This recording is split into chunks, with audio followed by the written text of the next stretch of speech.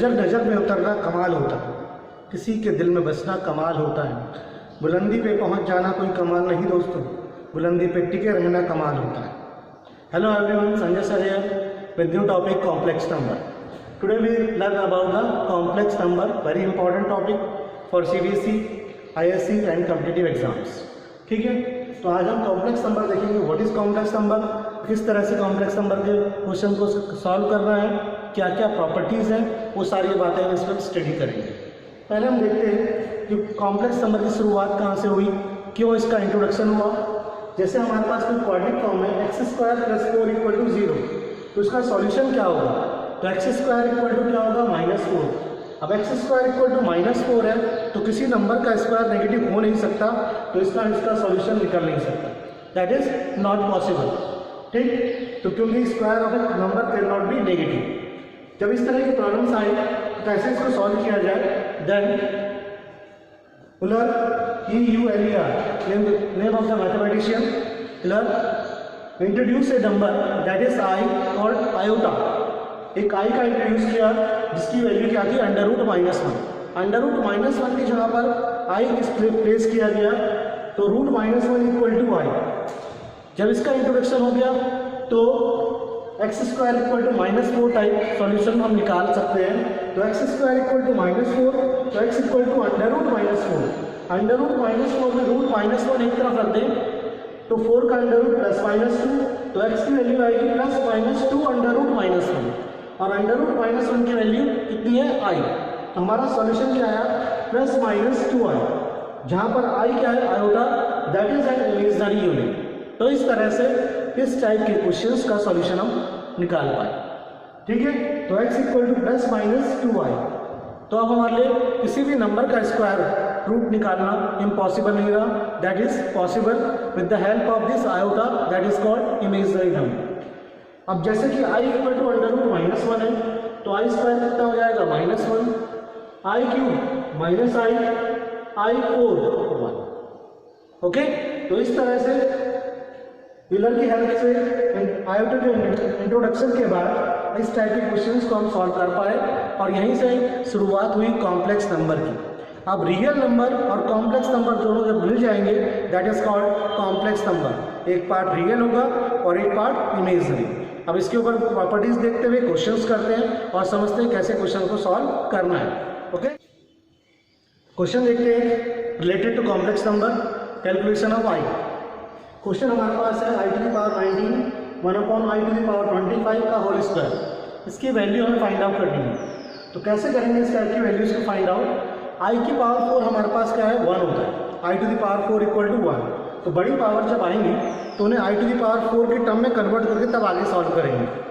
19 को क्या लिख सकते हैं हम, i⁴ पहले लिख देंगे, 4 4 जा 16 +3, तो 4 4 जा 16 +3 = 19। ठीक है, इसी तरह 25 है, तो 4 6 जा 24 +1, तो 4 6 जा 24 और i। ठीक है, तो पावर इस तरह से हम रिड्यूस कर देंगे, ब्रेक कर देंगे। 6 4 जा 24 +1 25, 4 4 जा 16 +3 19। तो i⁴ मतलब 1 की पावर 4 तो 1 ही हो जाएगा, यहाँ पर 1 की पावर 6 1 हो जाएगा, तो बचा हमारे पास i³ और यहाँ पर i। i³ की वैल्यू कितनी थी -i, 1/i। इसका एलसीएम लेंगे, i एलसीएम आ गया हमारे पास -i² +1। अब i² की वैल्यू क्या होती है -1, -i ऑलरेडी है, तो माइनस माइनस क्या हो जाएगा +1, 1 + 1 2/i। ठीक है, 2 का स्क्वायर कितना 4, i का स्क्वायर -1, तो आंसर हमारे पास आएगा -4। ओके, तो पावर क्या करनी है हमें i⁴ में कन्वर्ट करके इस टाइप क्वेश्चन को सॉल्व करना है। कितनी बड़ी पावर हो, i⁴ के टर्म में कन्वर्ट कर लो, बाकी जो बचेगा i या i² या i³ बचेगा, जिसकी वैल्यू हमें पहले से पता है। ओके, तो इस तरह से हम ये क्वेश्चन सॉल्व करेंगे। Now we learn more about complex number. तो कॉम्प्लेक्स नंबर क्या हुआ हमारे पास, z से इसको रिप्रेजेंट करते हैं, z = a + ib, where a is the real part, ib is the imaginary part। जो पार्ट i के साथ होगा दैट इज कॉल्ड इमेजिनरी, और जो विदाउट i होगा दैट इज कॉल्ड रियल। तो इस तरह से रियल और इमेजिनरी पार्ट आपस में मिलके that is called complex number. Okay, now we learn about the property of complex number, that is equality of complex number. If two complex number are equal, then real part is equal to real part and imaginary part equal to imaginary part. As Z1 equal to A1 plus IB1, Z2 equal to A2 plus IB2. Then if they are equal, Z1 equal to Z2, then A1 equal to A2. मतलब real part real के बराबर होगा, imaginary part imaginary के बराबर होगा. A1 equal to A2 and B1 equal to B2. Okay, एक example से समझते हैं इसको, कैसे हम इसको अप्लाई करेंगे, न्यूमेरिकल सॉल्व करेंगे, क्वेश्चन इसके ऊपर कैसे सॉल्व करेंगे. That is if A plus B minus 3A plus 2BI equal to 5 plus 2I. Question हमारे पास ये है, we have to find out the value of A and B. How we solve it? See it. Real part real के बराबर होगा, तो A plus B की value किसके बराबर हो जाएगी? 5 के, और 3A प्लस 2B की वैल्यू किसके बराबर होगी? 2 के. तो इस तरह से A plus B equal to 5, 3A plus 2B equal to -2. दोनों इक्वेशंस को हम सॉल्व करेंगे, then we get the value of A and B. Solve करने के लिए एलिमिनेशन मेथड का इस्तेमाल कर रहे हैं, सब्स्टिट्यूशन मेथड का इस्तेमाल किया जा सकता है. हमने इक्वेशन 1 को 2 से मल्टीप्लाई किया और इक्वेशन 2 के साथ उसको सब्ट्रैक्ट कर दिया. इक्वेशन 2 और इक्वेशन 1 को 2 से मल्टीप्लाई करने के बाद ये आया. दोनों इक्वेशन को सब्ट्रैक्ट किया, 2 से 2b कैंसिल हो जाएगा. 3a minus 2a and -2 minus 10 that is -12. Then we get the value of A, that is -12. Okay, now we put the value of A -12 in equation first, that is A plus B equal to 5. A plus B equal to 5. In place of A we put -12, then B equal to 17. In this way, by equality, real part to real part, imaginary part to the imaginary part, we can get the solution A equal to -12 and B equal to 17. Okay, तो इस तरह से हम equality of complex number का इस्तेमाल करेंगे questions के अंदर, रियल पार्ट को रियल के बराबर, इमेजिनरी को इमेजिनरी के बराबर रख के अननोन वैल्यूज को फाइंड आउट करने के लिए. Okay, noted down. और प्रॉपर्टीज देखते हैं इसकी कॉम्प्लेक्स नंबर की.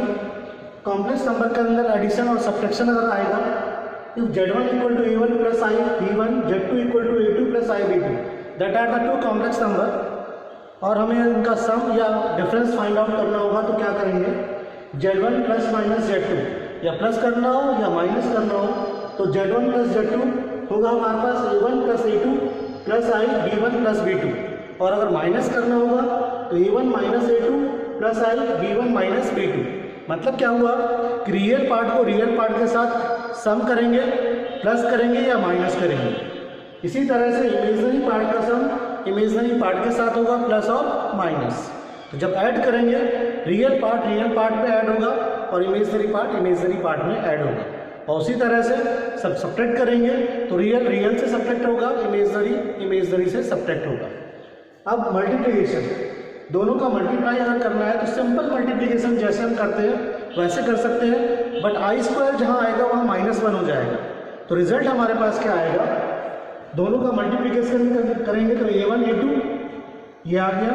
A1 को इससे मल्टीप्लाई करेंगे तो I साथ में आ रहा है, इसका इसके साथ नहीं आएगा, तो A1 A2 इन दोनों को आपस में मल्टीप्लाई करेंगे तो I² आएगा, जिसकी वैल्यू -1 होगी. तो B1 B2 माइनस के साथ, तो A1 A2 minus B1 B2 that is the real part. और इमेजिनरी जिसके अंदर I कॉमन आ रहा है, कौन सा होगा, A1 B2 जिसके साथ I आएगा, और B2 A1. ठीक है, A1 B2 I हो गया, और A2 और B1 वाला पार्ट, मतलब A1 B2 plus A2 B1 और I का पार्ट कॉमन आ जाएगा.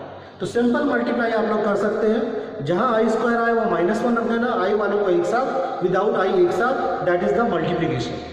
और सिंपल अगर वैसे डायरेक्ट क्या करना है तो A1 A2 इन दोनों को मल्टीप्लाई, B1 B2 बीच में माइनस साइन, और यहाँ पर क्रॉस मल्टीप्लाई A1 B2 और plus A2 B1, that is the multiplication. Conjugate किससे कहते हैं, कॉम्प्लेक्स नंबर को Z equal to A plus I B है तो उसका कंजुगेट क्या होगा, I का साइन जो भी होगा उसको रिवर्स कर देंगे, प्लस है तो माइनस, माइनस है तो प्लस, और A के साइन पे कोई चेंज नहीं करेंगे. Z equal to A plus I B, then its conjugate represented by Z bar, that is A minus I. और नंबर और उसी कंजुगेट को आपस में अगर मल्टीप्लाई करेंगे तो a प्लस बी और a minus B A square minus B square होता है, लेकिन आई स्क्वायर की वैल्यू माइनस के साथ होने के कारण a square plus B square आ जाएगा। तो z into Z bar equal to A square plus B square, real part का स्क्वायर प्लस इमेजिनरी पार्ट का स्क्वायर, और उसे मॉड जेड स्क्वायर से भी रिप्रेजेंट करते हैं। ओके, तो note it down, understand properly. Okay,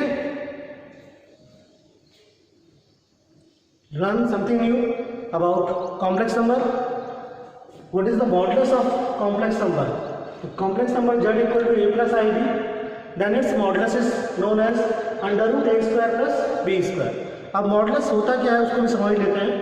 अगर हम इस तरह से आइगन प्लेन बनाते हैं, ये रियल एक्सिस को रिप्रेजेंट करता है और वाई एक्सिस अगर इमेजिनरी एक्सिस को रिप्रेजेंट करता है, तो इसमें हम कॉम्प्लेक्स नंबर को पॉइंट आउट कर सकते हैं, कॉम्प्लेक्स नंबर को ड्रॉ कर सकते हैं, कॉम्प्लेक्स नंबर की पोजीशन को फाइंड आउट कर सकते हैं। जैसे हमारे पास complex number a plus I B, दोनों a और b पॉजिटिव हैं, that will be like in first quadrant in this plane, जिसमें रियल एक्सिस है x एक्सिस और इमेजिनरी एक्सिस है y एक्सिस। तो o से b तक का पोर्शन रियल पोर्शन है, रियल पार्ट है, और b ए इमेजिनरी पार्ट हो जाएगा। तो इस ओरिजिन से कॉम्प्लेक्स नंबर तक की डिस्टेंस जो होगी that is called modulus of complex number, जिसे r से भी रिप्रेजेंट कर सकते हैं, r equal to mod Z. ठीक है, तो r is the distance of complex number from origin of this Argand plane in which real part is represented along x axis, imaginary part is represented along y axis. Clear? तो हमारे पास modulus क्या हुआ? Distance of the complex number from the origin. Next पढ़ते हैं multiplicative inverse mi। Complex number का multiplicative inverse क्या होगा?